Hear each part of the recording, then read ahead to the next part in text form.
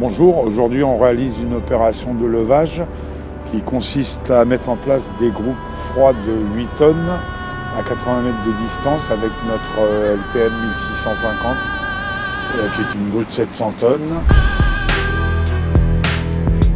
Elle est équipée de 66 mètres de volée variable et 155 tonnes de contrepoids. Il a fallu une journée et demie de montage et environ 7 camions pour amener tous les équipements.